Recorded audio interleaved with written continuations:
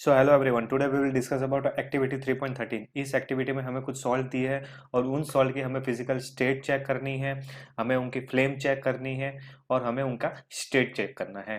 ठीक है, तो चलिए इस एक्टिविटी में इतना है ओवरव्यू। चलिए हम देखते हैं। अगर फिजिकल स्टेट की अगर हम बात करें तो हमारे जितने भी ये जो सोडियम क्लोराइड, पोटेशियम आयोडाइड और बेरियम क्लोराइड जो हमें सॉल्ट दिए गए, ये जनरली हमारे कैसे होते हैं, सॉलिड इन नेचर के होते हैं।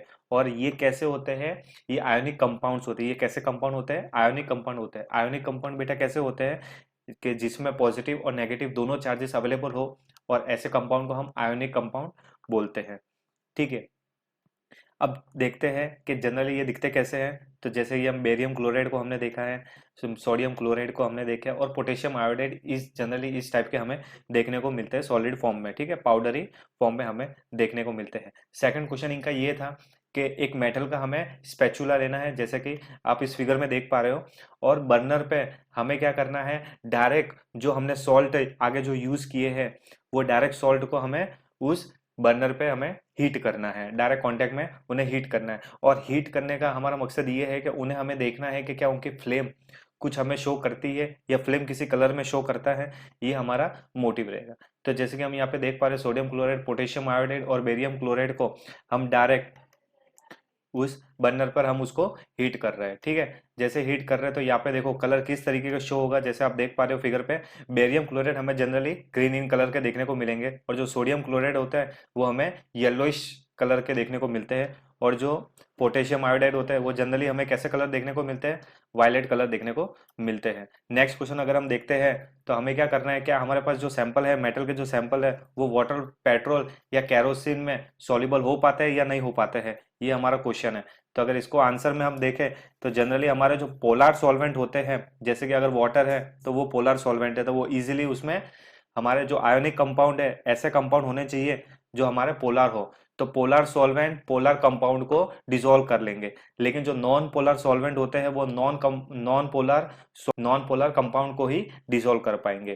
ठीक है, चलिए अगर हम रीजन देखते हैं तो जैसे इसमें क्या लिखा है, they are soluble in polar solvent like water. Generally ये सारे हमारे कैसे होंगे, बेरियम क्लोराइड, पोटेशियम आयोडाइड, ये हमारे कैसे होंगे, वाटर में सॉल्युबल हो पाएंगे क्योंकि वो पोलर इन नेचर के हैं, लेकिन इन सॉल्युबल रहेंगे नॉन पोलर में। ठीक है, जैसे आयोनिक कंपाउंड और जनरली कैसे होते हैं, हाई पोलर सॉल्वेंट होते हैं। कैरोसिन हमारा कैसा होता है, नॉन पोलर होता है, उसकी वजह से वो डिसॉल्व नहीं हो पाते हमारे कंपाउंड। चलिए नेक्स्ट क्वेश्चन पे अगर हम आते हैं, इस क्वेश्चन में हमें दिया गया, make a circuit and insert the electrode into a solution of one salt, did you observe test the other salt sample too in this manner. ठीक है, जैसे आप फिगर में देख पा रहे हो, ये एक फिगर है, बीकर है।